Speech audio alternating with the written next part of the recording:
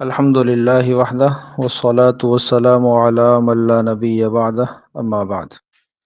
عن عائشة رضي الله عنها أن النبي صلى الله عليه وآله وسلم كان يعتكف العشر الأواخر من رمضان حتى توفاه الله ثم اعتكف أزواجه من بعده. رواه البخاری والمسلم۔ ام المومنین سیدہ عائشہ صدیقہ رضی اللہ تعالی عنہ فرماتی ہیں، رسول کریم صلی اللہ علیہ وآلہ وسلم رمضان المبارک کے آخری عشرے میں اعتکاف فرماتے رہے، یہاں تک کہ اللہ جل شانہ نے آپ کو اس دنیا سے اٹھا لیا، آپ کا وصال ہو گیا۔ پھر آپ کے بعد آپ کی ازواج مطہرات امہات المومنین رضوان اللہ علیہن اجمعین نے اعتکاف کیا، اعتکاف کو جاری رکھا۔ تو اس حدیث مبارکہ کا مقصد یہ ہے کہ اعتکاف کی سنت نبی پاک صلی اللہ علیہ وسلم کے بعد بھی جاری رہی، امہات عورتوں میں بھی اور مردوں میں بھی، خاص طور پر امہات المومنین نے اس کا اہتمام کیا۔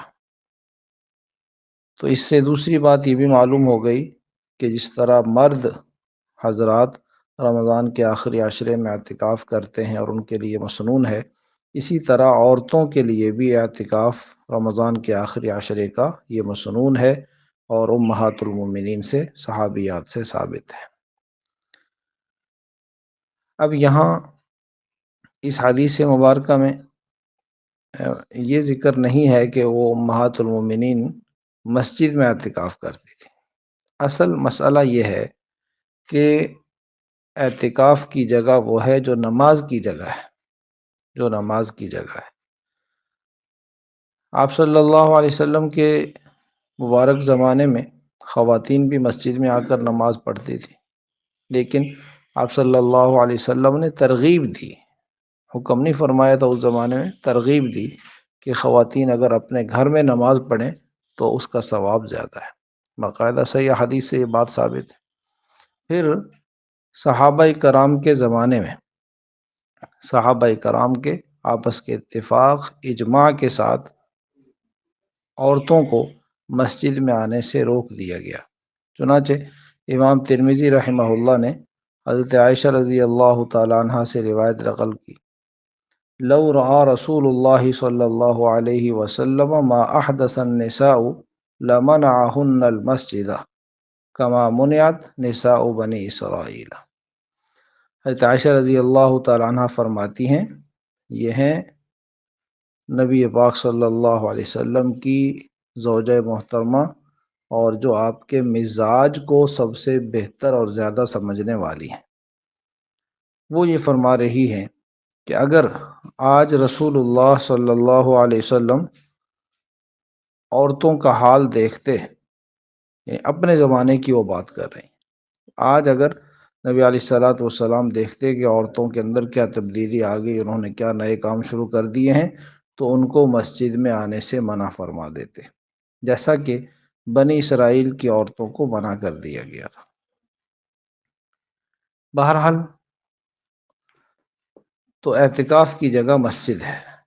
مرد کے لیے وہ مسجد جہاں ان کے لیے نماز پڑھنے کا حکم ہے جماعت کے ساتھ، عورتوں کے لیے گھر کی مسجد، مسجد البیت، اس کی باقاعدہ حدیث میں ترغیب ہے کہ گھر کے اندر ایسی جگہ مخصوص کی جائے جو عبادت کے لیے ہو، اس کو پاک صاف رکھنے کا بھی اہتمام ہونا چاہیے۔ تو اگر بالفرض ایسی جگہ پہلے سے متعین نہیں ہے تو اعتکاف کے لیے گھر میں کوئی ایک کونا، کوئی ایک جگہ ایسی متعین کر لی جائے جہاں عورت نے اعتکاف کرنا ہے،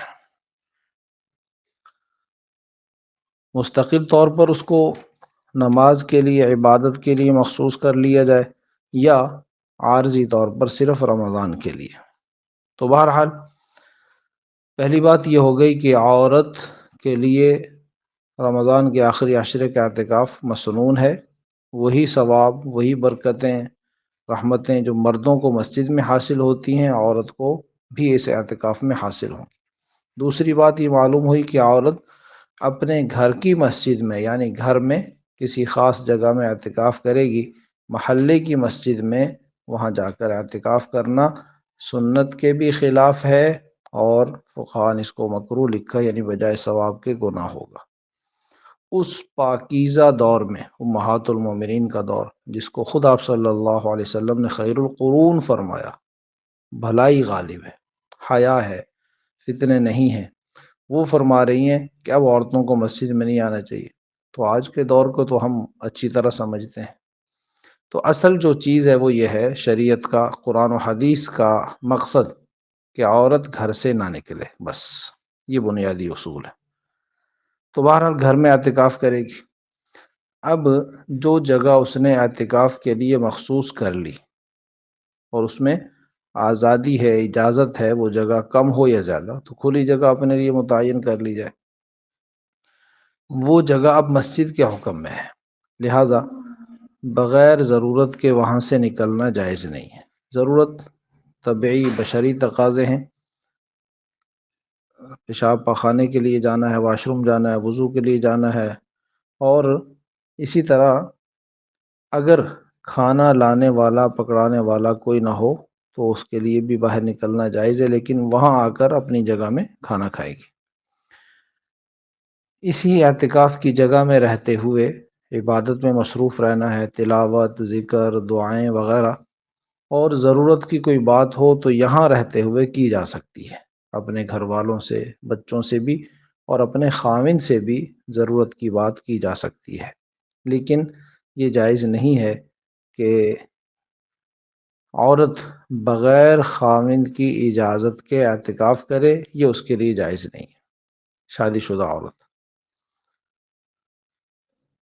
اور جب ایک دفعہ خاوند نے اجازت دے دی تو اب اس کو دوبارہ منع کرنا پھر جائز نہیں ہے۔ اگر اب وہ منع کرے اور حکم دے کہ اعتکاف توڑ دیں تو شرعاً بیوی اس کی ذمہ دار نہیں ہے، اس کو بات ماننا یہ ضروری نہیں ہے۔ عورت کے اعتکاف کے لیے بھی ضروری ہے کہ وہ پاک ہو، ماہانہ جو مخصوص ایام ہیں، مینسز ہیں، حیض ہے، اس سے پاک ہو، نفاس سے پاک ہو، تو یہ بھی ضروری ہے۔ اسی طرح اعتکاف کے لیے روزہ بھی شرط ہے، تو روزہ رکھتی ہو، یہ بھی ضروری ہے۔ اگر اعتکاف شروع کرنے کے بعد ناپاکی کے ایام شروع ہو جائیں تو خود بخود وہ اعتکاف ختم ہو جائے گا، لہذا اعتکاف چھوڑ دیں۔ بعد میں اس اعتکاف کی قضا کرے، اور صرف اسی ایک دن کے اعتکاف کی قضا ضروری ہوگی جس دن کا اعتکاف ختم ہوا ہے۔